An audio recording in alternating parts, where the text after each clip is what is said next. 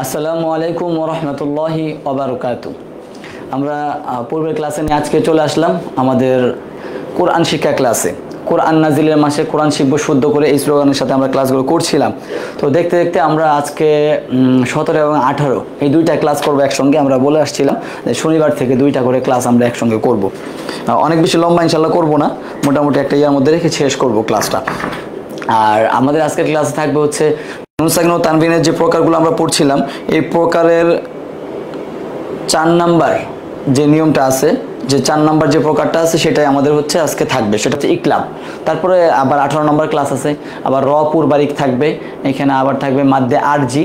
এই অনেকগুলো বিষয় মিলে আমাদের আজকে ক্লাস, যেহেতু দুইটা ক্লাস, তো আমরা একটু মনোযোগ দেব ক্লাসে। আমরা ক্লাসের শেষ পর্যায়ে চলে আসছি প্রায়, এই জন্য আমি আশাবাদী যে আপনারা বুঝতে পারছেন। তারপর যদি কারো কোনো বিষয় বুঝতে আলাদা কোনো সমস্যা হয়, আমাকে ইনবক্স করবেন অথবা কমেন্টে জানাবেন, আমি ইনশাল্লাহ আপনাদেরকে রিপ্লাই করব। তাহলে কথা লম্বা না করে, ওয়ালাইকুম আসসালাম, একজন আমাকে সালাম দিয়ে ফেলছে সবার আগে। ওকে, তাহলে এখন আমরা চলে যাব ক্লাসে, আমাদের 17 নম্বর ক্লাস। সবাই জয়েন করে ফেলেন ততক্ষণে। আর এই ক্লাসগুলো যেহেতু আমাদের রেকর্ডেড থাকে, আপনারা চাইলে কিন্তু দেখে নিতে পারেন ক্লাসগুলো। আর যদি মনে করেন এমন যে আমাদের আত্মীয় স্বজন, আমাদের ভাই, ছোট ভাই, সন্তান, ওদেরকে ক্লাসগুলো দেখালে উপকার হতে পারে, তাদেরকেও আপনার ক্লাসগুলো শেয়ার করতে পারেন। আমরা আজকে পড়বো ইকলাব। ইকলাব মানে কি? ইকলাব মানে হচ্ছে, ইকলাব মানে পরিবর্তন করে পড়া, ইকলাবের পরিচয়। নুন সাকিন ও তানবিন 4 নিয়ম পড়তে হয়: ইজহার, ইকফা, ইদগাম, ইকলাব। আজকে আমরা চতুর্থ প্রকারেই আছি। ইকলাবের পরিচয় হচ্ছে, ইকলাব অর্থ পরিবর্তন করা। ইকলাবের হরফ মাত্র একটি, সেটা কি? বা। মাত্র একটি, সেটা কি? বা। ইকলাবের হরফ একটি, সেটার নাম হচ্ছে বা।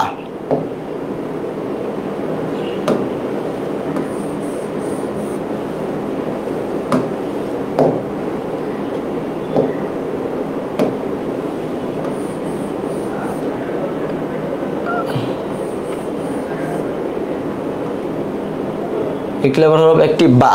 আচ্ছা, নুন সাকিন ও তানবিনের পর ইকলাবের হরফ বা আসলে, বা থাকলে উক্ত নুন সাকিন ও তানবিনকে মিম দ্বারা, মিম দ্বারা মানে হচ্ছে ছোট্ট একটা মিম থাকবে, আমরা সামনে উদাহরণগুলো দেখতে পারবো। মিম দ্বারা পরিবর্তন করে গণনা করে পড়তে হবে। কিভাবে মিম দ্বারা পরিবর্তন করতে হবে সেটা আমরা দেখবো। আগে এই নিয়মটা আমাদের মনে রাখতে হবে। হরফ মাত্র একটি বা, ভুলে যাওয়ার কোনো কারণই নেই। ইকলাবের হরফ একটি বা। নুন সাকিন ও তানবিনের পর যদি বা থাকে, তাহলে উক্ত নুন সাকিন ও তানবিনকে ছোট্ট মিম দ্বারা, মিমটা ছোট্ট থাকবে, যে হরফে থাকবে। এখানে আরেকটা সহজ উপায় হচ্ছে, এখানে একটা ছোট্ট মিম থাকবে, এটা দেখে আমরা ইকলাব চিনতে পারি। পরিবর্তন করে গণনা করে পড়তে হবে। ইকলাব অর্থ পরিবর্তন করে পড়া। ইকলাবের হরফ মাত্র একটি, সেটা হচ্ছে বা। নুন সাকিন ও তানবিনের পর যদি ইকলাবের হরফ বা থাকে, তাহলে উক্ত নুন সাকিন ও তানবিনকে ছোট্ট মিম দ্বারা পরিবর্তন করে গণনা করে পড়তে হবে। এটা আমরা দেখছি এখন। কিভাবে পড়তে হবে?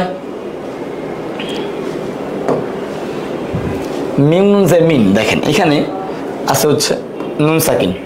হ্যাঁ, নুন সাকিনের পরে কি আসছে? বা। ইকলাবের হরফ আসছে না, তাহলে এখানে গুণা মিন হওয়ার কথা ছিল, হবে মিম। এই যে ছোট্ট মিমটা, এই মিমটা সবসময় থাকবে, যেখানে ইকলাব হবে সেখানে মিমটা থাকবে। তাহলে কি হবে? মিম, এই ছোট্ট মিম। মিম বা দি, মিম বাই নি হিম, এটা হবে মিম নুন জেন, মিম বাই আজবার বাই, মিম বাই নুন জেন নি, মিম বাই নি হামিম জের হিম, মিম বাই নি হিম। কি হবে? মিম বাই নি হিম। এই যে নুন সাকিনের পর বা আসছে, ইকলাবের হরফ, এই জন্য ছোট্ট মিম দিয়ে পরিবর্তন করে পড়তে হবে। ফা জবর ফা, হামজা নুন জবর আম। এখানে দেখেন ফা আম, এই যে নুন সাকিন হচ্ছে জজমালা নুন, এই যে এটা নুন সাকিন। নুন সাকিনের পরে কি আসছে? বা আসছে। বা কিসের হরফ? ইকলাবের হরফ। তাহলে কি করতে হবে? এই যে ছোট্ট মিমটা দেখতে পাচ্ছেন, এই মিমটা দিয়ে পরিবর্তন করে পড়া লাগবে। তাহলে কি হবে? ফা জবর ফা, হামজা নুন জবর আম, ফা আম। বা তা জবর বাত, ফা আম বাত। ফাআমবাত, নুন আলিফ জবর না, ফাআমবাত না, ফাআমবাত না। তারপর আছে খ ইয়া জবর খয়, সরি খ জবর খ, বা ইয়া যে বি। এখানে কিন্তু মাদের হরফ আসছে। কি আসছে? মাদের হরফ, জেরের পর জজমলা ইয়া, খয়, খবি। র 2 জবর রন হওয়ার কথা, কিন্তু ছোট্ট মিম দিয়ে পরিবর্তন করা পড়া লাগবে। কারণ হচ্ছে কি, এখানে বা আছে, তানবিনের পর বা হচ্ছে ইকলাবের হরফ। ইকলাবের হরফ বা থাকলে এটাকে পরিবর্তন করে পড়া লাগবে।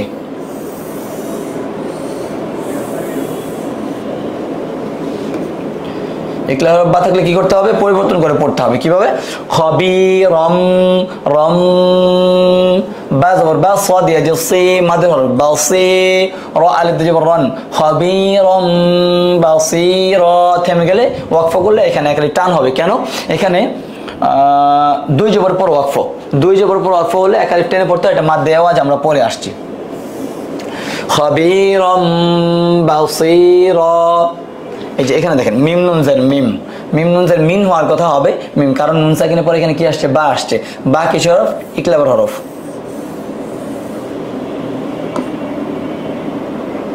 বা কিসের হরফ? ইকলাবের হরফ। তাহলে কি করতে হবে? মিম দ্বারা পরিবর্তন করে পড়া লাগবে। এই যে মিম, মিম বাদি মিম, মিম নুন জের মিম মিন হওয়ার কথা হবে মিম। কেন হবে? নুন সাকিনের পর আসছে হচ্ছে বা, ইকলাবের হরফ। এই জন্য ইকলাব অর্থ পরিবর্তন করে পড়া, এটাকে পরিবর্তন করে পড়তে হবে। মিম বাদি মিম বাদি। একটু ক্লাসটা শেয়ার করে দেই।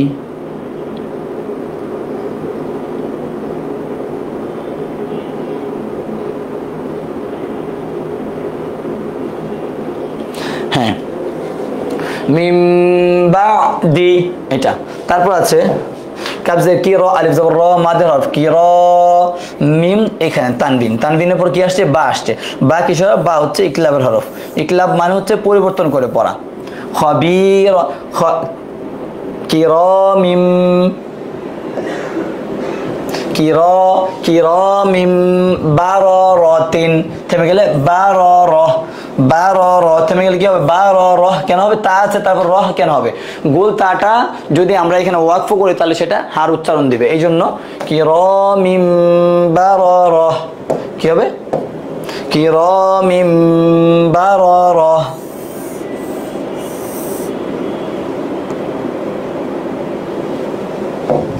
কিরামিম, এখানে হচ্ছে গুণাটা, মিমের কারণে গুণাটা হবে। কিরামিম বারারাতিন, নুন সাকিনের পর যদি ইকলাবের হরফ বা নুন সাকিন অথবা তানবিনের পর, তাহলে উক্ত নুন সাকিন ও তানবিনকে মিম দ্বারা পরিবর্তন করে গুণা করে পড়তে হয়।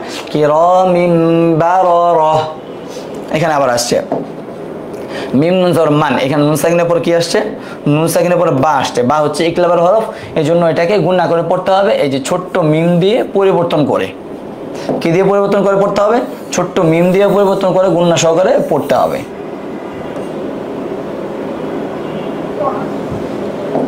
কি হবে? মিম মিম বাখি সরি মাম বাখিলা, মাম বাখি মিন হওয়া, মিম নুন জবর মান হওয়ার কথা হবে মাম। কেন হবে? কারণ এখানে মিম নুন সাকিনের পর বা আসছে ইকলাবের হরফ। মাম বাখিলা মাম বাখিলা মাম বাখিলা, এটা। তারপর যা জবর যা কাফিয়া যে কি জাকিয়া জবর ইয়া জাকিয়া, তাজদিল হরফ পড়তে হয় দুইবার। তাজদিল হরফ কয়বার পড়তে হয়? দুইবার পড়তে হয়। জাকিয়া তা দুই জবর তান, তানবিনের পর আসছে ইকলাবের হরফ বা, তাহলে কি করতে হবে? এটাকে ছোট্ট মিম দিয়ে পরিবর্তন করে পড়া লাগবে। তানবিনের পর যদি বা আসে তাহলে এই ছোট্ট মিম দিয়ে পরিবর্তন করে পড়তে হবে। জাকিয়াতাম জাকিয়াতাম, বাজের বি গয় না জবর গয় বি গয় রজের রি বি গয়রি জাকিয়াতাম বি গয়রি, কি হবে? জাকিয়াতাম বি গয়রি। তারপর আছে সদ মিম সুম, এখানে মিম দুই পেশ হওয়ার কথা, কোন কারণে একটা পেশ আসে না। সুম মুন, এই যে মুন হওয়ার কথা না, এখানে তানবিন, তানবিনের পর হচ্ছে ইকলাবের হরফ বা আসছে। বা আসলে কি করতে হবে? ছোট্ট মিম দিয়ে পরিবর্তন করে পড়া লাগবে। সোম ওম সোম ওম সোম ওম, কি হবে? সোম ওম বুক মুন, সোম ওম বুক মুন। এখানে আরেকটা গুণা হবে, সেটা হচ্ছে ওয়াজিব গুণা। কি হবে? ওয়াজিব গুণা, কারণ মিমে তাসদীদ হয়েছে, নুনে মিমে তাসদীদ, গুণা করা ওয়াজিব, আমরা পড়েছিলাম। সোম ওম, এটা হচ্ছে ইকলাব গুণা, দুইটা গুণা কাছাকাছি। সোম ওম বুক মুন, এটা হবে। তারপর আছে হামজা জবর আ মিম জবর মা আমা, দাল আলিফ দুই জবর দান, কিন্তু তানবিনে পড়া আছে ইকলাবের হরফ বা, তাহলে এখানে আমা দাম মিম দ্বারা পরিবর্তন করে পড়তে হবে। আমা দাম, বা জবর বা, আইন ইয়াজির ই বাই, দাল আলিফ দুই জবর দান, আমা দাম বাঈদান, আমাদাম বাঈদা, থেমে গেলে কি হবে দা, আমাদাম বাঈদা, এটা হবে। দাল জবর দা, খ জবর খ, দা খ, লাম আলিফ দুই জবর লান হওয়ার কথা, কিন্তু এখানে ইকলাবের হরফ বা আসছে, মিম দ্বারা পরিবর্তন। দা খ লাম, বাই জবর বাই, নুন জবর না, বাইনা, কাপ মিম পেশ কুম, দা খ লাম বাইনাকুম, দা খ লাম বাইনাকুম। তারপর আছে হা জবর হা, দাল ইয়াজের দি, হাদি, এখানে মাদের হরফ হাদি, সাদুজের সিন হওয়ার কথা, কিন্তু এখানে হবে সিন, কারণ হচ্ছে ছোট্ট মিম দিয়ে পরিবর্তন করে পড়া লাগবে, কারণ তানবিনের পর ইকলাবের হরফ বা আসছে, ইকলাবের হরফ বা যদি আসে তাহলে উক্ত নুন সাকিন ও তানবিনকে ছোট্ট মিম দিয়ে পরিবর্তন করে পড়তে হয়।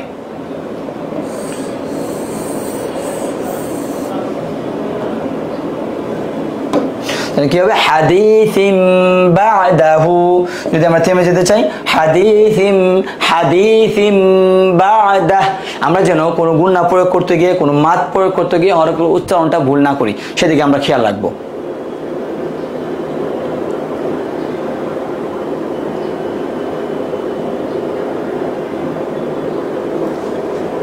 আচ্ছা, এখন আমি আবার বলে দিচ্ছি, আমরা পড়ছি হচ্ছে নুন সাকিন ও তানবিনের পর যদি ইকলাবের হরফ বা থাকে তাহলে উক্ত নুন সাকিন ও তানবিনকে ছোট্ট মিম দিয়ে পরিবর্তন করে পড়তে হয়। কিভাবে পড়তে হয় একটু বলে দিচ্ছি, দেখেন মিম বাইনিহিম, ফাআম ফাআমবাতনা খবীরম, কারণ কি তানবিনের পর বা আসছে ইকলাবের হরফ, খবীরম বাসীরা, মিম বাদি কিরামিম বারারাতিন, কিরামিম বারারাতিন, মাম বাখিলা, মাম বাখিলা, যাকিয়াতাম বিগাইরি, সুম্মুম বুকমুন, আমাদাম বাঈদা, দাখালাম বাইনাকুম, দাখালাম বাইনাকুম, হাদিসিম বাদাহু, হাদিসিম বাদাহ, থেমে গেলে। এটা ছিল আমাদের ইকলাব।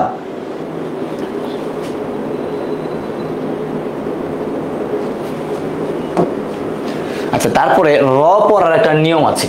রটা কখনো আমরা দেখি যে বিসমিল্লাহির রহ, এটা হয়, একটা হচ্ছে রব্বিল, একটা হচ্ছে রব্বুকা, রসুলু, এগুলো হচ্ছে একটু মোটা হয়, ঠিক আছে। এই বিষয়গুলো আমরা রর উপরে জবর পেশ হলে কি হয়, জেড থাকলে কিভাবে পড়তে হয়, এটা একটু আলোচনা করছি আমরা এখানে। তাহলে কি হবে, র হরফ দুইভাবে পড়তে হয়। কয়ভাবে পড়তে হয়? দুইভাবে। এক, পোর বা মোটা করে, দ্বিতীয়ত হচ্ছে বারিক বা পাতলা করে। পোর বা মোটা করে, বারিক। পোর বা মোটা, পোরকেই মোটা করে বলা যায়, বারিক মানে পাতলা করে পড়াটা, একদম নর্মাল করে। যেমন এই যে র, পুর করে পড়ার নিয়মটা কিংবা বিবরণটা, র এর উপর জবর বা, এই যে জবর বা পেশ হলে র সাকিন, তার ডানে র হরফের উপর যদি সরাসরি এইভাবে দেখেন, এইভাবে জবর হয় অথবা পেশ হয়, কিংবা র সাকিন তার ডানে, এই দেখেন র সাকিন ডানে জবর বা পেশ থাকলে র পুর বা মোটা করে পড়তে হয়, র সাকিন তার ডানে। যেমন এটা, হ্যাঁ এই যে এটা মনে সাকিন, তার নাম জবর আছে, তাহলে কি করতে হবে, পুর করে মোটা করে পড়তে হবে। রর উপরে সরাসরি জবর অথবা পেশ থাকলে, র সাকিন তার ডানে যদি জবর অথবা পেশ থাকে, তাহলে রটাকে পুর করে পড়তে হবে, মানে মোটা করে পড়তে হবে। কিভাবে, এটাই আমি দেখাচ্ছি এখন।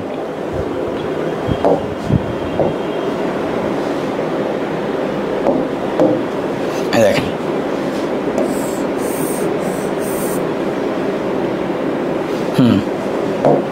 এখানে গেছে রব আছে, রব বা পিসবু, রব্বু, কাব জবর কা, রব্বুকা, কি হবে রব্বুকা, এই যে রব্বুকা এটা।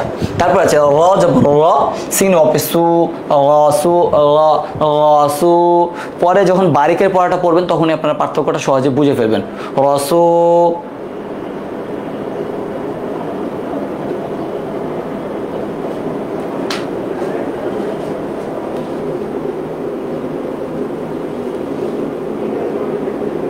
আচ্ছা, রাসূলু কি হবে এটা? রাসূলু।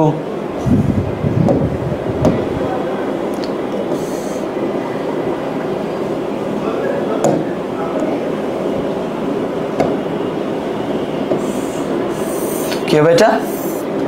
রাসূলু। রাজ রাসিন অপেসু রাসু লাম পেশলু রাসূলু রাসূলু। ওয়াও রাজ বড় ওয়ার র অপেশ রু ওয়ার রু একটু মোটা করে ওয়ার রু হা পেশ হু ওয়ার রূহু। কি হবে? ওয়ার রূহু এটা হবে।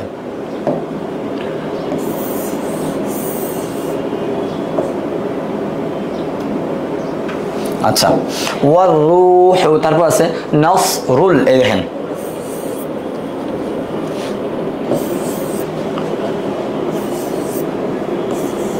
কারণ হচ্ছে এগুলো রর উপরে জবর তো পেশ, র সাকিন তার ডানে জবর তো পেশ থেকে। এই যে এটা হচ্ছে র সাকিন তার ডানে জবর আসছে। হামজা র জবর আর সিন জবর সা আর সা লাম জবর লা আর সালা। কি হবে? আর সালা আর সালা আর সালা আর সালা।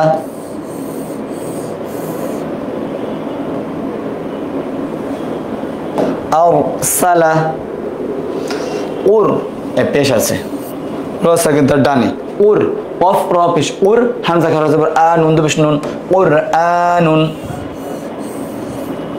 উর আনুন। কি হবে? উর আনুন এটা হবে। ইয়া র জবর ইয়ার জিম জার জি ইয়ার জি আইন অপেশ উ নুন জবর না ইয়ার জিউনা ইয়ার জিউনা। আপনার যদি কোনো কিছু বুঝতে সমস্যা হয় আমাকে একটু বলবেন।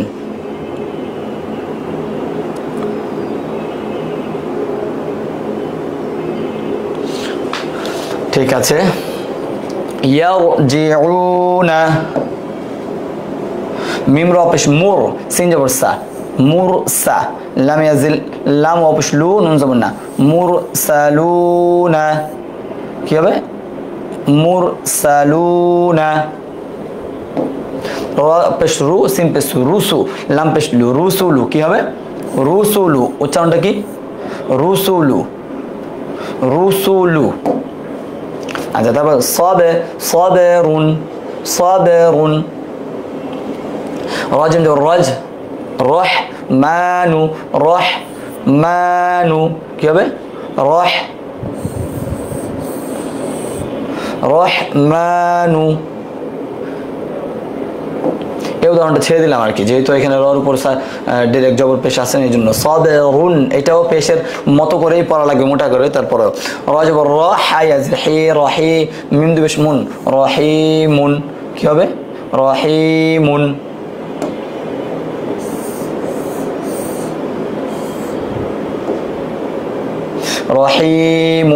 রহিমুন।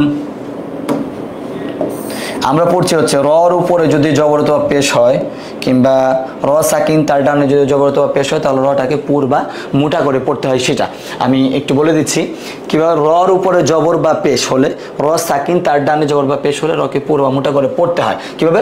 রব্বুকা রাসূলু ওয়ার রূহু নাসরুল্লাহি আরসালা। এটা যদি আপনারা এখানে বুঝতে না পারেন, পরে যে আছে বারিক করে পড়ার নিয়মটা এখানে গেলে বুঝতে পারবেন। কুরআনুন এই যে মোটা কুরআনুন। ইয়ারজিউনা মুরসালুনা পুর রুসুলু হরকত উচ্চারণ তাড়াতাড়ি। সাবেরুন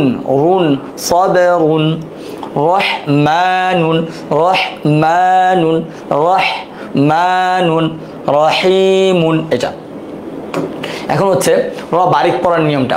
র বারিক পড়ার নিয়ম কি? র এর নিচে জের, র সাকিনের ডানে জের হলে রকে বারিক বা পাতলা করে পড়তে হয়। কিভাবে? এই দেখেন র এর নিচে জের আছে এরকম থাকলে এই যে র সাকিন তার নিচে জের, এই যে এখানে আছে তার ডানে জের। আমি বলে দিচ্ছি আছে রিজ, কফ দিয়ে পেশ কোন রিজ উন। আর পড়ছেন রসুলু কুরআনুন, আর রিজ উন রিজালুন জারিয়াতুন নরমাল। হ্যাঁ,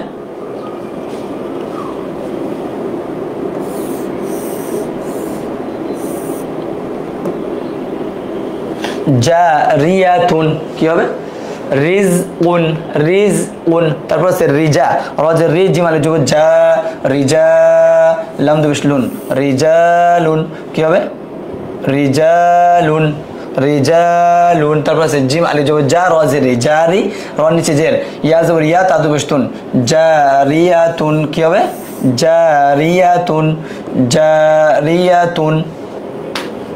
তারপরে মিম রজে মির ইয়া জবর ইয়া মির ইয়া তা দুই জের তিন মির ইয়াতিন মির ইয়াতিন কি হবে মির ইয়াতিন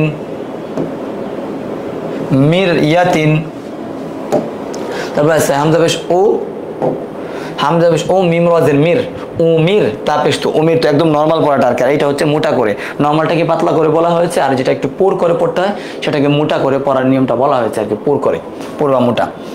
উমির তু উমির তু হামজা পেশ ও মিম র পেশ মিম রজের মির উমির তা পেশ তু উমির তু ওয়াস বীর ওয়াস বা রজের বীর ওয়াস বীর কি হবে ওয়াস বীর। তাহলে গেছে রে রিজে রিজে লুন রিজে রিজে লুন রিজে লুন। রজের রিসিন আজুসা রিসা লাম আলিজুল্লাহ তাজিতি রিসালাতি কি হবে রিসালাতি রিসালাতি। রিক জুন রিক রিক জুন রিক জুন। قف قارزري قاري عين زبرعات تدبشتون قارعة قارعة قارعة قارعة। তারপর আছে রিজলিহি রিজলিহি রিজলিহি রিজলিহি। ফির আউনা ফির আউনা ফারজের ফির আইন জবর আউ ফির আউ নুন জবর না ফির আউনা ফির আউনা কি হবে ফির আউনা। আচ্ছা, এটা গেল র পড়ার নিয়মটা। তারপর আছে হচ্ছে এখানে আমাদের মোটামুটি যে আমরা গত ক্লাসের যে পড়াটা পড়েছিলাম, আমি অত লম্বা করছি না কারণ আজকে আমাদের দুইটা ক্লাস একসঙ্গে হবে, তো এজন্য আমি তাও মোটামুটি একটা তাড়াতাড়ি সময়ের মধ্যে শেষ করার চেষ্টা করব ইনশাল্লাহ। পড়াটা বুঝিয়ে তাড়াতাড়ি পড়ার চেষ্টা করব করার। এখানে আমাদের চলে আসছে নামাজের ভিতরে এবং বাইরে ফরজ। আমরা যদি একটু পিছন থেকে দেখে আসি যে আমরা কী পড়েছি ক্লাসটাতে, আমরা পড়েছি হচ্ছে ইকলাব নুন সাকিন ও তানবিনের পর যদি ইকলাব হরফ বা আসে, উক্ত নুন সাকিন ও তানবিনকে ছোট্ট মিম দিয়ে পরিবর্তন করে গুণা করে পড়তে হবে। তারপর পড়লাম র হরফ পড়ার নিয়ম। রর উপরে যদি জবর অথবা পেশ হয়, র সাকিন তার ডানে যদি জবর অথবা পেশ হয়, রকে পুর বা মোটা করে পড়তে হয়। রর নিচে যদি জের হয়, র সাকিন তার ডানে যদি জের হয়, তাহলে কি করতে হবে বারিক বা পাতলা করে পড়তে হবে। এটা আমরা পড়লাম। তারপর এখানে হচ্ছে আমাদের নামাজের ভিতরে বাইরে যে আমরা পড়েছিলাম 13টা ফরজ, এটা পড়বো গত ক্লাসের মতো। এটা আমাদের এই ক্লাসে রয়েছে, এটার সাথে নতুন একটা বিষয় যুক্ত হয়েছে। আচ্ছা, নামাজের ভিতরে এবং বাইরে ফরজ কয়টি? 13টি। নামাজের বাইরে ফরজ 7টি। আচ্ছা, শরীর পাক, প্রথম ফরজটা কি হবে? শরীর পাক। আচ্ছা,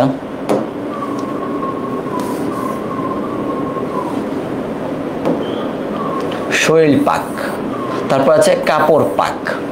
এগুলো হচ্ছে পাক পবিত্র হইতে হবে, যেহেতু আমরা নামাজ পড়বো। নামাজের জায়গা পাক, যেখানে নামাজ পড়বেন। সতর ডাকা, সতর মানে শরীর, সেটা যতটুকু পুরুষদের জন্য হচ্ছে নাভি থেকে নিয়ে হাঁটুর নিচ পর্যন্ত টাকনোর উপরে ডেকে রাখা ফরজ, আর মহিলাদের জন্য একদম নামাজের কথা বলছে, হ্যাঁ, ন্যূনতম থাকতে হবে ফেস, হাত আর পায়ের পাতা, এটা খুলতে হবে। এই হাতের পেশিটা যেন, এই জায়গাটা যেন বের হয়ে না যায়। ইভেন চুল, এটাও মহিলাদের চুলটা হচ্ছে সতর অন্তর্ভুক্ত হবে। 3 তাসবিহ পরিমাণ সময় যদি সতর খুলে থাকে তাহলে নামাজ ভেঙে যায়।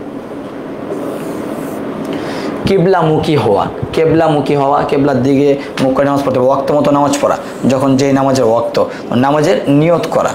নিয়ত করাটা বলেছিলাম আমি নিয়তের বিষয়ে, যে আপনি যখন জোহরের নামাজ করা, জোহরের নামাজের সময় হইলো, আপনি আজান শুনলেন, আপনি ওয়াশরুমে গেলেন উজু করতে, তখন কিন্তু এখানে আপনার জোহরের নামাজের নিয়তটা পাওয়া গেল। বাকি রইল হচ্ছে আপনি কি পড়বেন, নামাজ ওয়াজিব নামাজ সুন্নত নামাজ পড়বেন, নাকি ফরজ নামাজ পড়বেন, নাকি নফল নামাজ পড়বেন জোহরের সময়, সেটা আপনি একটু বলে নিতে হবে। আচ্ছা, তারপরে আছে নামাজের ভিতরে 6 ফরজ। তাকবীরে তাহারিমা, এটা হচ্ছে প্রথম যে আল্লাহু আকবারটা আছে, আল্লাহু আকবার আমরা হাত উঠায় বলি, সেটা হচ্ছে তাকবীরে তাহারিমা। তারপর আছে দাঁড়িয়ে নামাজ পড়া। হ্যাঁ, অবশ্যই আমাদের শরীর যতটুকু আমাদেরকে দেয় আমরা নামাজটা দাঁড়িয়ে পড়ার চেষ্টা করব। আর বেশি বসে পড়তে হলে ফ্লোরে বসে পড়ার চেষ্টা, এটা আমার পরামর্শ, চেষ্টা করবো। একদম না হলে তখন চেয়ারে বসে পড়বো। যতটুকু হয়তো বা সেটা আপনি দাঁড়াইতে পারেন, তাই না? হেঁটে যেহেতু মসজিদে গিয়েছেন, দাঁড়ানো অবস্থা, দাঁড়ানোটা, তারপর রুকু করাটা, দাঁড়াই করলেন, সেজদাটা জাস্ট চেয়ারে বসে দিলেন, সেটা হইতে পারে। যদি আপনার সমস্যা থাকে, কেরাত পড়া, সূরা ফাতিহার সাথে সূরা মিলানো, রুকু করা, গত ক্লাসে এটা বলছিল আমাদের 2 রুকু করা ছিল। রুকু করা, 2 সেজদা করা, তারপর হচ্ছে শেষ বৈঠক, মানে আখির বৈঠক যেটা আছে, সালাম ফিরানোর আগে আমরা যখন তাশাহুদ, দুরূদ, দোয়া মাসুরা পড়ি, সেটা। এখন আমরা চলে যাব হচ্ছে আমাদের এই ক্লাস অনুযায়ী হচ্ছে আমরা যুক্ত হয়েছে নামাজে ওয়াজিব 14টি। আমরা ফরজের ব্যাপারে বলেছিলাম, যদি ভুলবশত হোক, ইচ্ছাকৃতভাবে হোক, কোনো ফরজ মিসিং হয়ে যায়, নামাজটা কিন্তু রিপিট করা লাগবে। এখন ওয়াজিবের ব্যাপারে কি কথা আসছে এটা দেখি। মাসালাটা হচ্ছে, নামাজে ভুলবশত কোনো ওয়াজিব ছুটে গেলে, মানে মিস হয়ে গেলে, নামাজের শেষে সেজদায়ে সাহু, এই সেজদায়ে সাহু কি করলে নামাজ হয়ে যায়, তবে ইচ্ছাকৃত ওয়াজিব তরক করলে নামাজ আবার পুনরায়, মানে আবার পড়তে হবে। সেজদায়ে সাহু কি? সেজদায়ে সাহু হচ্ছে আপনার একটা ওয়াজিব, মনে করেন যেগুলো পড়বে, এগুলোতে একটা মিসিং হয়ে গেলো ভুলে, তখন আপনি শুধু তাশাহুদ পড়ে আসসালামু আলাইকুম ওয়া রাহমাতুল্লাহ, একদিন সালাম ফিরায়, তারপর আবার আল্লাহু আকবার বলে যথারীতি 2টা সেজদা আবার দিবেন, তারপর আবার তাশাহুদ পড়বেন, দুরূদ শরীফ পড়বেন, দোয়া মাসুরা পড়বেন, সালাম ফিরা পড়বেন, সেটা হচ্ছে সেজদায়ে সাহু। এখন আমরা দেখি ওয়াজিবগুলো কি কি আছে। ওয়াজিবের মাসালাটা হচ্ছে, ইচ্ছাকৃতভাবে অনিচ্ছাকৃতভাবে যদি ওয়াজিব মিসিং হয়ে যায়, ছুটে যায়, তাহলে হচ্ছে সেজদায়ে সাহুদের নামাজ হয়ে যাবে। আর ইচ্ছাকৃতভাবে যদি আপনি ওয়াজিব ছেড়ে দেন, তাহলে নামাজটা আবার পড়তে হবে, পুনরায় পড়তে হবে। ঠিক আছে, আলহামদু শরীফ পুরা পড়া, মানে সূরা ফাতিহা যেটা আছে এটা পুরাটা পড়তে হবে। তারপর আছে আলহামদুর সঙ্গে সূরা মিলানো। আচ্ছা, রুকু সেজদায় দেরি করা, আমরা রুকুতে গেলাম আর উঠলাম, এটা যেন না হয়, এটলিস্ট সোজা হয়ে বসতে হবে। রুকু হইতে সোজা দাঁড়ায়, মানে খাড়া হয়ে দাঁড়ায় দেরি করা, মানে অ্যাটলিস্ট সোজা হয়তো দাঁড়াইতে হবে, সোজা হওয়ার আগে আপনি আবার সেজদায় চলে গেলেন, এটা যেন না হয়। 2 সেজদার মাঝখানে সোজা বসে দেরি করা। দরমিয়ানি বৈঠক মানে হচ্ছে মাঝখানে 4 রাকাত নামাজের, 3 রাকাত নামাজের 2 রাকাতের পরে যে বৈঠক আছে, বসে আমরা শুধু তাশাহুদ পড়ি, সেটাকে হচ্ছে দরমিয়ানি বৈঠক বলা হয়েছে। সেটা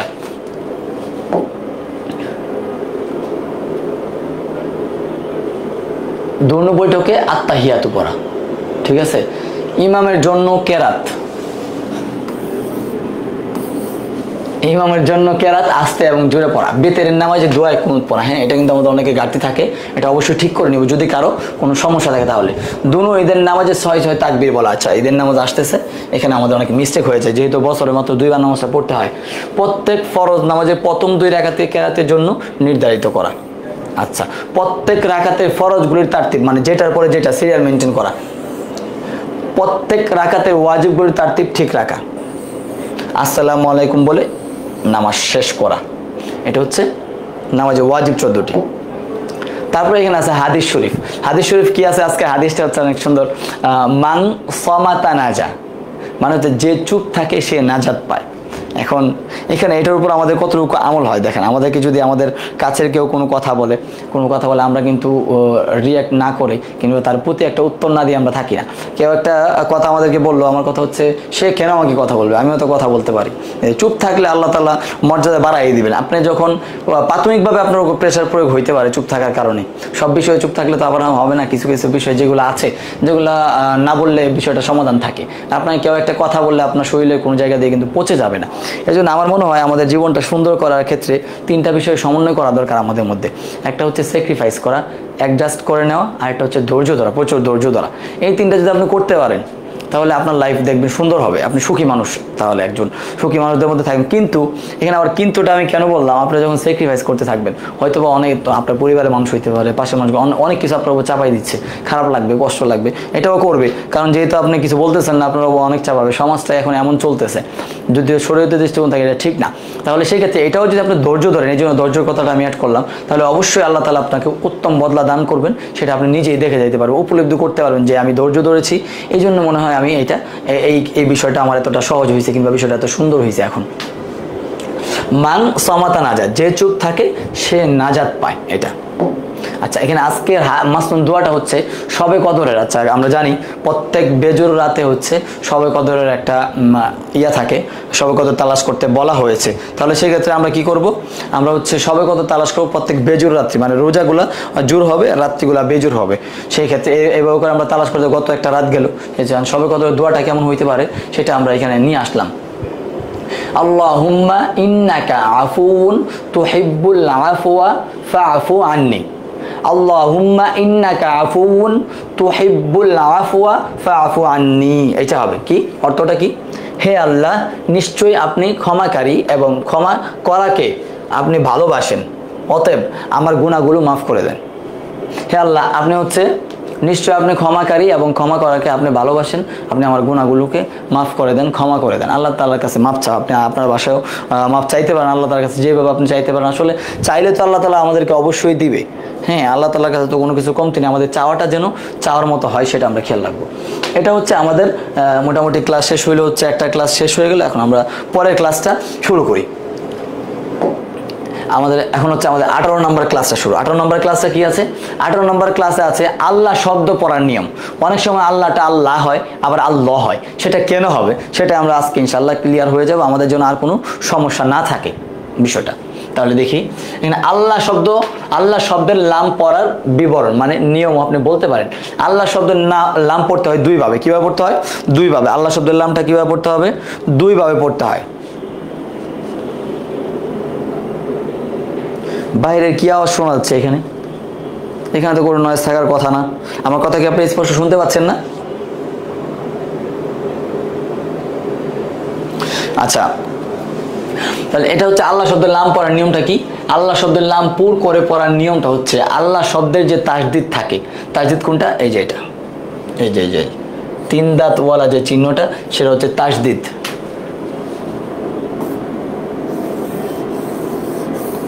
এই যে এটা হচ্ছে তাসদিদ। হ্যাঁ, আল্লাহ শব্দের তাসদিদ আছে, তাসদিদের ডানে জবর বা পেশ থাকলে তাসদিদের ডানে, সেটা হইতে পারে একটা হরফ আগে, হইতে পারে পাশাপাশি হরফই।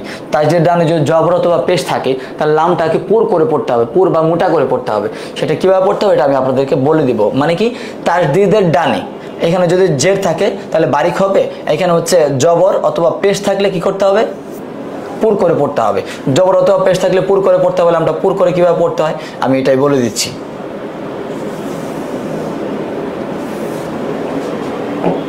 দেখেন, আল্লাহ শব্দের লামটা পুর করে পড়ার নিয়মটা কি আছে এখানে?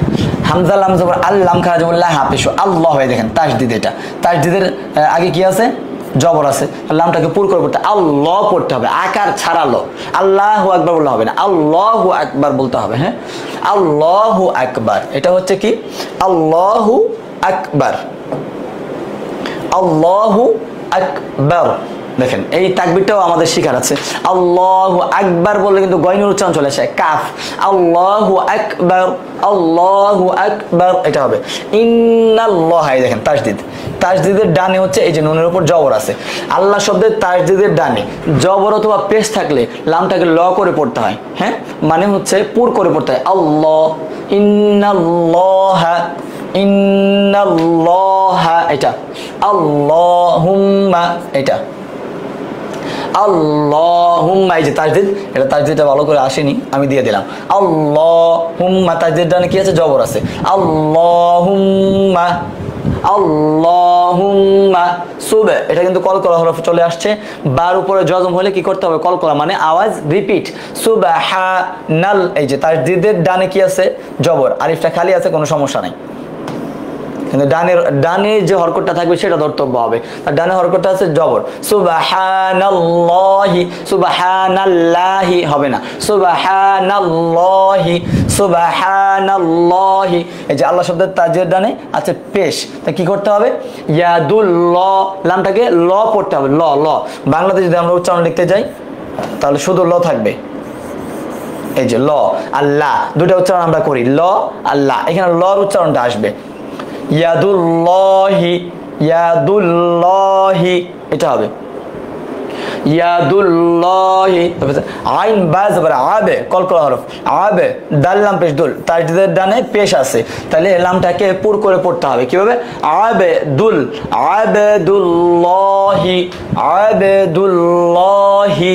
কি হবে? আবে, এই যে এটা পড়ছি আবেদুল্লাহি।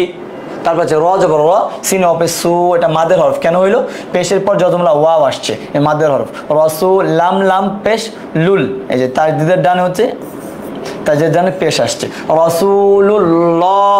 এই যে আমি কিন্তু লা বলছি না, রসুলুল্লাহি, রসুলুল্লাহি,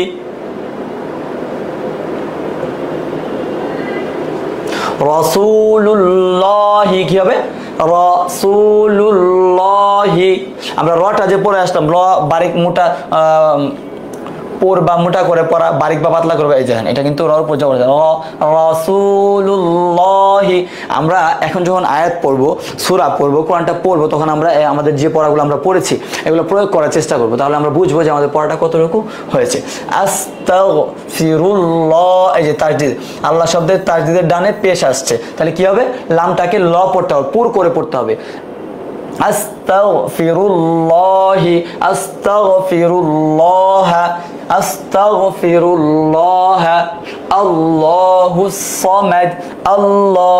এই যে তাজদিদের পাশাপাশি জবরটা আসছে, আবার কোন হরফ দেখা যায় একটা হরফ দুইটা হরফ বাদ দিয়ে আসছে, কিন্তু আল্লাহ শব্দের তাজদিদের ডানের যে হরকতটা আছে সেটা ধর্তব্য হবে, সেটা জবর অথবা পেশ হইতে হবে, তাহলে হচ্ছে লামটাকে পুর বা মোটা করে পড়তে হবে। আল্লাহুস সামাদ, আল্লাহ, আল্লাহ, আল্লাহুস সামাদ, মানে আকার দিয়ে পড়া যাবে না লটাকে, আল্লাহুস সামাদ। তারপর আছে হচ্ছে লামটাকে বারিক করে পড়ার নিয়ম, মানে পাতলা করে পড়ার নিয়মটা কি? আল্লাহ শব্দের তাজদিদের ডানে, হ্যাঁ, জের থাকলে আল্লাহ শব্দের লামকে বারিক বা পাতলা করে পড়তে হবে। কি থাকলে? জের থাকলে। আগেরটা পড়েছিলাম জবর অথবা পেশ থাকলে। বারিক বা পাতলা কিভাবে? এই দেখেন, বিসমিল্লাহ, বাসিন যে বিস মিম লাম জের মিল, এই যে তাজদিদের ডানে কি আছে? জের, তাহলে কি পড়তে হবে? বিসমিল্লাহ। এখানে বিসমিল্লাহ কিন্তু লয়াকার লা হইছে, আর আল্লাহ, রাসূলুল্লাহ, আস্তাগফিরুল্লাহ এগুলা ল ছিল, এগুলা লা হবে। বারিকটা লা আমি আপনাদের সহজ করে বোঝার জন্য বলতেছি। বারিকটা হচ্ছে আপনার লা পড়তে হবে লয় আকার দিয়ে, আর যেটা পুর বা মোটা সেটা হচ্ছে ল আকার ছাড়া। আল্লাহ, সুবহানাল্লাহ, আস্তাগফিরুল্লাহ, এইটা।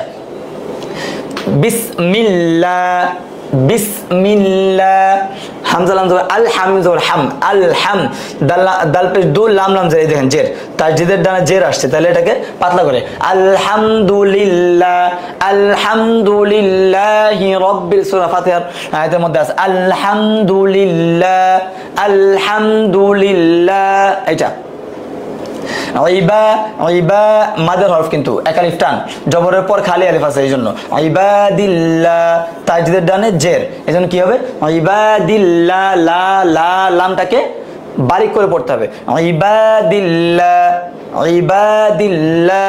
তারপর কি আছে? দি মাদের হরফ, জেরের পর যজমলা ইয়া, দি, নুন লাম জের নীল, লাম খারা জবরুল্লাহ, হাজির হি, দীনিল্লাহি, দীনিল্লাহি। এই যে তাজদিদ আল্লাহ শব্দের ডানে আছে জের, লিল্লাহি, আর এটা ছিল আল্লাহু, এটা ছিল লিল্লাহি। আশা করি আপনারা বুঝতে পারছেন, হ্যাঁ।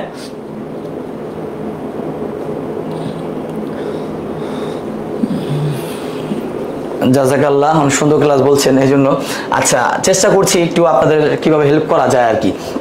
তাহলে এটা আমরা বুঝলাম, বারিক মানে হচ্ছে লটাকে আকার দিয়ে পড়তে হবে, আর পুর বা মোটা মানে হচ্ছে লটাকে আকার ছাড়া পড়তে হবে। আল্লাহ, এটা আস্তাগফিরুল্লাহ এটা। আর যদি বারিক করে পড়তে যাই তাহলে কি হলো বিসমিল্লাহ আলহামদুলিল্লাহ লিল্লাহ এটা, ইবাদিল্লাহ এরকম। এখানে আমরা মাদ পড়েছিলাম, মনে আছে? মাদ শুরু করেছিলাম। মাদ মোট 10 প্রকার। কোরআন শরীফের মধ্যে মোট 3 ধরনের মাদ পাওয়া যায়। একটা হচ্ছে 1 আলিফ মাদ, দ্বিতীয়টা ছিল 3 আলিফ মাদ, তৃতীয়টা ছিল 4 আলিফ মাদ। আমরা 1 আলিফ মাদে 3 প্রকার পড়েছি, এখন বাকি রইল তো 3 আলিফ আর 4 আলিফ। এখন আমাদের 3 আলিফ মাদ চলে আসছে। 3 আলিফ মাদ 2 প্রকার, মাদ্দে আরজি। দেখেন মাদ্দে আরজি, মাদ্দে মুনফাসিল। আজকে আমরা কি পড়বো? মাদ্দে আরজিটা পড়বো। প্রথম প্রকারটা যেটা আছে মাদ্দে আরজি, মাদের হরফ। এখানে মাদের হরফ যে বিষয়টা আছে, মাদের হরফ কি কি আমরা পড়েছিলাম? আলিফ, ওয়াও, ইয়া, এই 3টা হচ্ছে মাদের হরফ। শর্ত সাপেক্ষে মাদের হরফ হবে কিভাবে? জবরের পর যদি খালি আলিফ থাকে মাদের হরফ, যেমন এই যে এখানে এসেছে জবর কা, মাদের হরফ। জেরের পর যদি যজমলা ইয়া থাকে তাহলে মাদের হরফ, এই যে এখানে এসেছে কি। পেশের পর যদি যজমলা ওয়াও থাকে তাহলে মাদের হরফ, এটা কোথায় আসছে? এই যে কু, কাফ অপেশ কু, এরকম এই শর্ত হলো যে হচ্ছে মাদের হরফ হবে। এখন আমরা এখানে কি পড়তে চাচ্ছি, আমি এটা পিছনে গিয়েছিল এই জন্য একটু মনে করাই দিলাম। মাদের হরফে বামের হরফে ওয়াকফ হলে, ওয়াকফ মানে কি? থেমে যাওয়া। থেমে যাওয়া কি কিংবা দাঁড়িয়ে আমরা বাংলাতে যেটা বলি, ফরেস্টে বলি ইংরেজিতে, সেটা এটা হচ্ছে ওয়াকফ। করলে 3 আলিফ টেনে পড়তে হবে। মাদের হরফের বামের হরফে ওয়াকফ করলে 3 আলিফ টেনে পড়তে হয়। একে মাদ্দে আরজি বলে। কি বলে? মাদ্দে আরজির ব্যবহার কোরআন শরীফের মধ্যে ব্যাপক, অনেক ব্যবহার কোরআন শরীফের মধ্যে। যেমন দেখেন সূরা নাস আছে, কুল আউযু বিরাব্বিন নাস, এই যে নাস টানলাম কেন? এই দেখেন জেরের পর জবরের পর খালি আলিফ আসছে, খালি আলিফ পর সিন, এই যে মাদের হরফ বামের হরফ, এই যে ওয়াকফ। মাদের হরফ বামের হরফ ওয়াকফ হলে কি করতে হবে? 3 আলিফ পরিমাণ টানতে হবে। এটা হচ্ছে মাদ্দে আরজি। তাহলে কিভাবে টানটা দিতে হবে দেখেন, নাস। যদি পরে কোনো আরো হরফ থাকতো তাহলে কিন্তু 1 আলিফ হয়ে যেত, মাদ্দে তাবাই হয়ে যেত। এখানে মাদের হরফে বামের হরফে ওয়াকফ হওয়ার কারণে 3 আলিফ টান হয়ে যাচ্ছে। কয় আলিফ টান হচ্ছে? 3 আলিফ। তাহলে কি হবে? নাস। কি হলো এটা? নাস। কাফ আলিফ জবর কা, ফা জের ফি, কাফি, র পেশ রু, নুন জবর নাই। দেখেন মাদের হরফ, মাদের বামের হরফে এই যে এটা হচ্ছে ওয়াকফ। কাফিরুন, কাফিরুনা, কি হবে? কাফিরুন এটা। তারপরে কি আছে? র জবর র, হা ইয়া জির হি, এই যে মাদের হরফ বামের হরফে ওয়াকফ। রহি, র জবর র, হা ইয়া জির হি, মিম জের মি, থেমে গেলে রহিম, রহিম। লম্বা টান 3 আলিফ পরিমাণ। আলি, মিম ইয়া জির মি, নুন জবর না, আলিমিন, থেমে গেলে আলিমিন। আমরা জানি যে হরফে আমরা থামবো সেই হরফে জজম উচ্চারণটা আসবে। আলিমিন, আলিমিন এটা। আচ্ছা এখন এটা বলবো, মিম সিন জের মিস, কাফিয়াজের কি, মিসকি, নুন জবর না, মিসকিন। কি হবে? মিসকিন। 3 আলিফ টান এখানে, মিসকিন। তারপর আছে মিম আলিফ জবর মা, আইন ওয়াপিশ উ, নুন জবর না, থেমে গেলে মাউন, মাউন। মাদ্দে তাবাইও আছে, প্রথম হরফে জবরের পর খালি আলিফ আছে এই জন্য মাউন। তারপর আছে মিম হামজা জবর মা, সূরা ফিলের আয়াত, এটা ফিলের আয়াতের একটা অংশ বিশেষ। মা, মা, কাফ অপেশ কুল, আম দুই লিন, মা কুল, থেমে গেলে। আমরা আরেকটা মাদ পড়েছিলাম 2 জবর 2, যে 2 পেশের ক্ষেত্রে ওই শুধু 2 জবর থাকলে 2 জবরের বামে ওয়াকফ হইলে 1 আলিফ টেনে পড়তে, এটা মাদ্দে এওয়াজ। মা কুল, এখানে 2 জের অথবা 2 পেশ হলে কিন্তু কিছু হবে না। মা কুল, কি হবে? মা কুল। র জবর র, জিম ইয়া যে জি, মিম জের মি, এখানে একটা ওয়াকফের চিহ্নটা আসেনি। রাজিম, রাজিম। দাল ইয়াজিদ দিন, নুন জের নি, দিন। মিম ইয়াজির মি, আইন আলিফ জবর আ, দাল 2 জের দিন, মি আদ। থেমে গেলে কি হবে? মি আদ। নুন সিন জবর নাস, তা জবর তা, নাস তা, আইন ইয়াজির আইন, নুন পেশ নুন, নাস্তাইন, নাস্তাইন। ইয়াকা না'বুদু ওয়া ইয়াকা নাস্তাইন এটা। ফিল, ফায়াজের ফিল, আমজালি ফিল, ফিল। সূরা ফিল, সূরার নাম আসছে এখানে। তা'বুদুন, তা'বুদুনা, থেমে গেলে তা'বুদুন, হামজা জবর আ, বা আলিফ জবর বা, আবা, বা ইয়াজের বিল, হামজা বললা আবাবিল, আবাবিল। এটা সিন জিম যে সিজ, জিম ইয়াজের জি, সিজ জি, নুন দুই পেশ নুন, এখানে মাদের হরফ, এখানে হচ্ছে মাদ্দে আরজি হবে, সিজিল, লাম দুই যে লিন, সিজিল। তারপর আছে তা দজ জবর তাওদ, তা দজ জবর তাওদ, লাম ইয়াজের লি, লাম দুই যে লিন, তাওদলিল, তাওদলিল।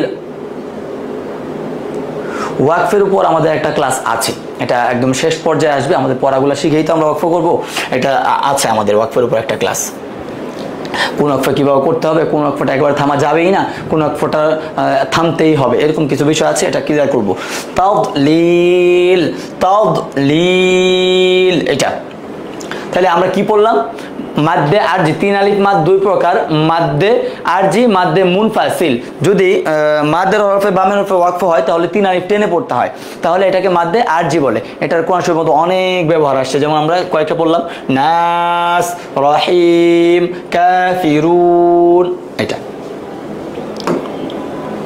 এখন আমাদের আছে নামাজের ওয়াজিব 14টি, যেহেতু আমরা আগের ক্লাসে ওয়াজিবটা ছিল, এখন ওয়াজিব থাকবে, ওয়াজিবের সাথে আর কিছু অ্যাড হবে, তারপর হচ্ছে হাদিস থাকবে, মাসনুন দোয়া থাকবে, আমাদের ক্লাসটা শেষ হয়ে যাবে ইনশাল্লাহ। দুইটা ক্লাস প্রায় একটা ক্লাসের সময়ের মধ্যেই শেষ করে দিচ্ছি আপনাদের সুবিধার্থে। একটু ধৈর্য ধরে বসতে হবে, আসলে এই পড়াগুলো নিয়ে একটু সময় আমাদেরকে দেওয়া লাগবে, কোরআন শিক্ষার জন্য একটু সময় দিতে হবে। আপনি এখন সব কিছু জানলেন, এগুলো প্রয়োগ করার চেষ্টাটা আপনার করতে হবে, তাহলে আপনার পড়াটা সুন্দর হয়ে যাবে ইনশাল্লাহ। তো আমরা যেটা পড়ে আসলাম কাছাকাছি মনে হচ্ছে দুইবার, যেহেতু এটা ছিল 17 নম্বর ক্লাস, এটা হচ্ছে 18 নম্বর ক্লাস। আচ্ছা, ওয়াজিবের মাসালাটা হচ্ছে, আপনি যদি ভুলবশত কোনো ওয়াজিব তরক হয়ে যায়, মানে ছুটে যায়, মিসিং হয়ে যায়, তাহলে হচ্ছে আপনি সেজদায়ে সাহু দিলে নামাজটা হয়ে যাবে। আর যদি ইচ্ছাকৃতভাবে কোনো ওয়াজিব আপনি তরক করেন, তাহলে নামাজটা আবার মানে পুনরায় পড়তে হবে। কি কি ওয়াজিবগুলো? আলহামদু শরীফ পুরা পড়া, দ্বিতীয়ত আছে আলহামদুর সঙ্গে সূরা মিলানো, রুকু সেজদায় দেরি করা, রুকু হইতে সোজা হয়ে খাড়া হয়ে দেরি করা, দুই সেজদার মাঝখানে সোজা হয়ে বসিয়ে দেরি করা, দরমিয়ানি বৈঠক মানে দুই রাকাতের পরে যে বৈঠকটা আমরা করি সেটা।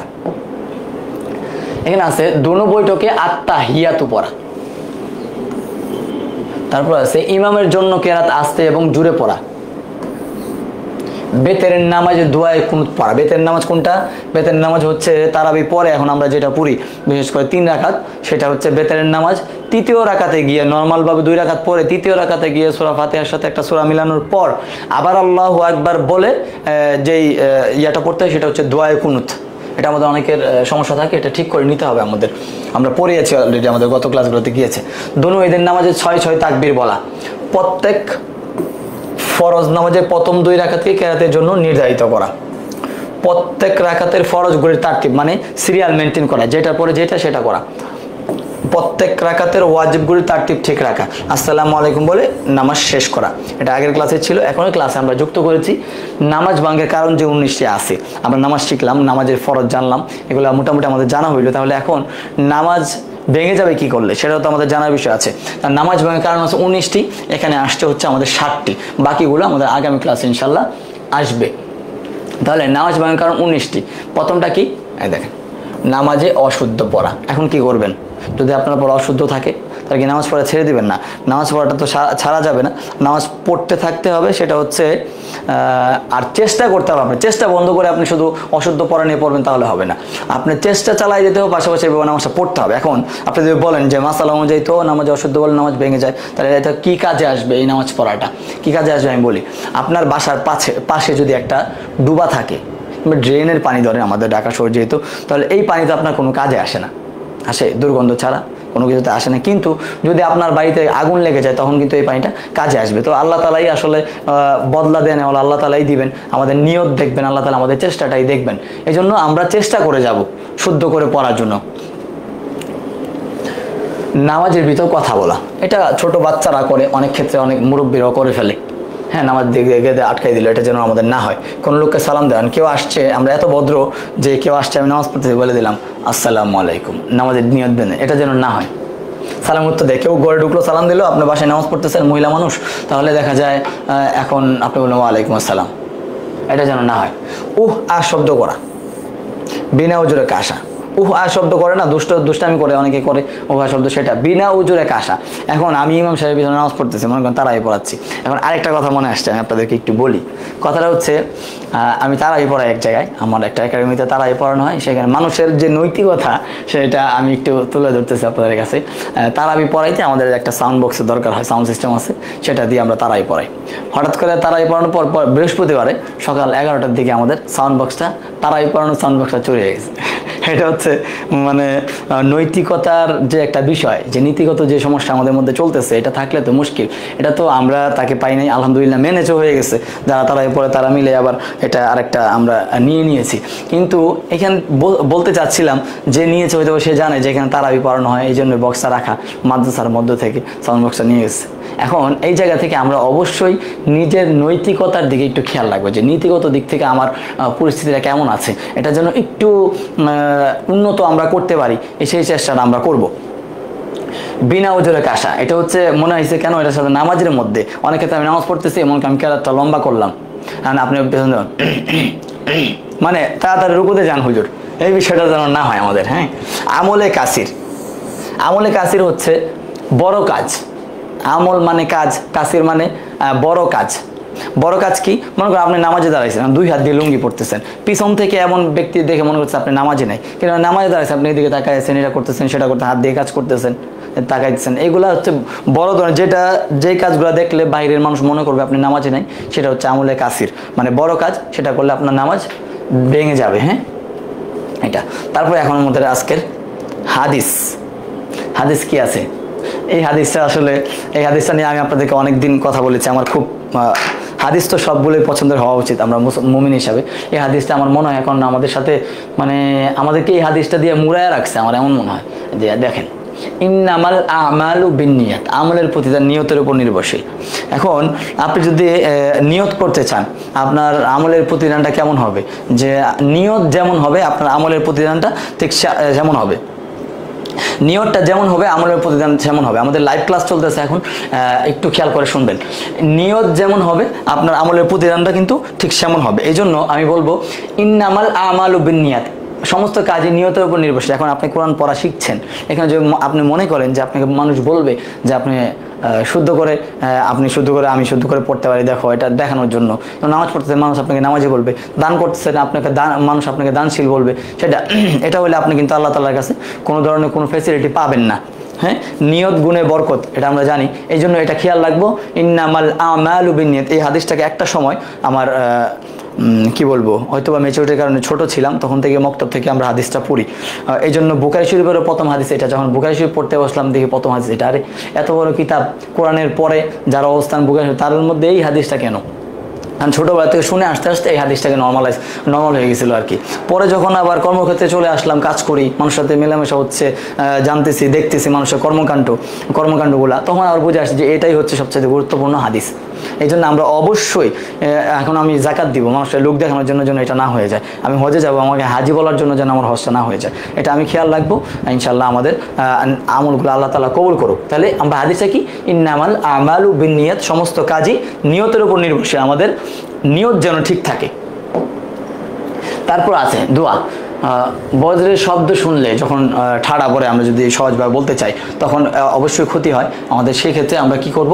দোয়াটা দেখেন, একটা দোয়া পড়তে পারি আল্লাহ তাআলার কাছে, আল্লাহুম্মা লা তাকতুলনা বিগাদাবিকা ওয়া লা তুহলিকনা বিআযাবিকা ওয়া আফিনা ওয়াবলা যালিকা। দেখেন কি অর্থটা হচ্ছে, হে আল্লাহ, আমাদেরকে আপনার গজব দ্বারা মারবেন না। মানে ঠাড়া পরে মানুষ মারা যায়, আমরা জানি, বজ্র যেমন বিদ্যুৎ চমকায়, যদি পরে কারো উপরে সে আর বেঁচে থাকে না, মারবেন না।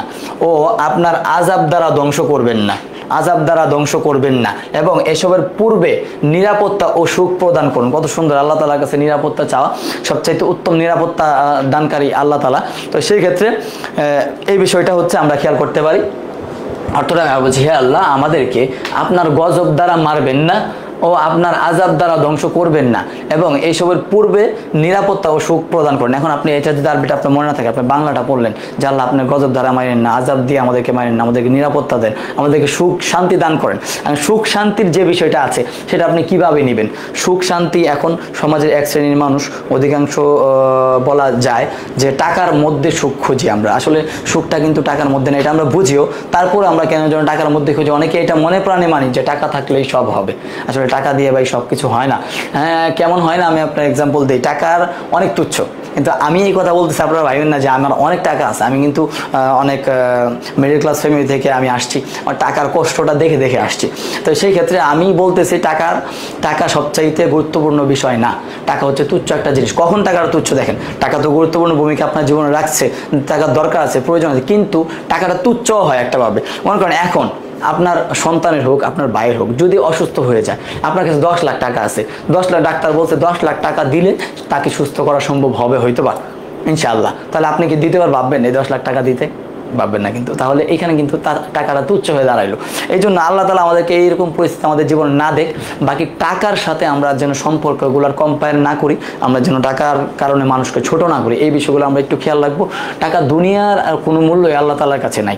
দুনিয়া হচ্ছে আখিরাতের স্বচ্ছ। এই পুরা দুনিয়া বিক্রি করলে আখিরাতের একটা ইট যে ইয়ে বানানো রূপা মেশকাম্বর কি অনেক বস্তু দ্বারা স্বর্ণ দিয়ে এই একটা বিল্ডিংয়ের ইট কিনা যাবে না, সম্ভব হবে না। আবার অন্য জায়গায় আবার আসছে একটা মাছির ডানা পরিমাণ মূল্য যদি এই দুনিয়ার আল্লাহ তাআলার কাছে থাকতো, তাহলে আল্লাহ কাফেরদেরকে এক ডুব পানিও খাওয়াইতেন না। তাহলে দুনিয়াটা অনেক তুচ্ছ একটা জায়গা আখিরাতের তুলনায়। তো সেই জায়গা থেকে অবশ্যই আমরা এখান থেকে অর্জন করতে পারবো। এখানে বর্জন করতে হবে, এখান থেকে অর্জন করতে হবে। এটা আমরা সঠিক যেটা আমাদের অর্জন করতে হবে সেটা অর্জন করা, যেটা বর্জনীয় সেটা বর্জন করার তৌফিক আল্লাহ তাআলা আমাদেরকে দান করুক। এই আশাবাদে আলহামদুলিল্লাহ আমি চেষ্টা করেছিলাম যে 1 ঘন্টার মধ্যে 2টা ক্লাস শেষ করা যায় কিনা। তো এই প্রতিশ্রুতি আমার চিন্তা অনুযায়ী আলহামদুলিল্লাহ হয়েছে। আমাদের ক্লাসটা চলছে 55 মিনিটের মতো হয়েছে। তো আলহামদুলিল্লাহ 5 মিনিট বাকি আছে, আমাদের ক্লাস শেষ।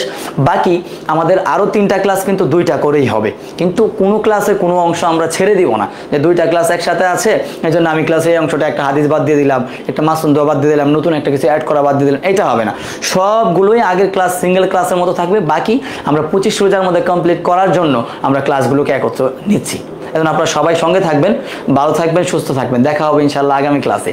আসসালামু আলাইকুম ওয়া রাহমাতুল্লাহি ওয়া বারাকাতুহু।